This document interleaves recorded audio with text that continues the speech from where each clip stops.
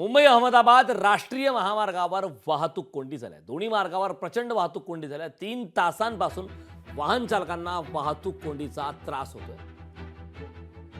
दोन्ही मार्गावर प्रचंड वाहतूक कोंडी या ठिकाणी पाहायला मिळते आहे.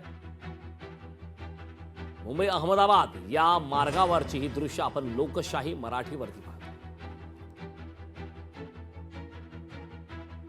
आज सकाळी 6:30 वाजेपासून काही गाड्या अडकलेल्या आहेत.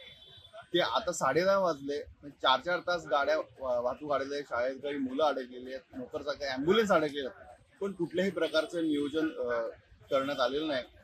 खरं म्हणजे अनेक तक्रारी केल्या, पण आता हे पंतप्रधानांच्या कार्यक्रमामुळे ही जर असं सामान्य जनतेची जे हाल होत असतील तर याची तक्रार आम्ही ह्या स्थानिक प्रशासनाची तक्रार जे यांच्या हलगर्जीपणाचा जो आम्हाला भोगावा लागतोय त्याची तक्रार आम्ही थेट पंतप्रधान कार्यालयातच करणार आहोत. लोकशाही मराठी ऐका, पहा, जागरूक रहा.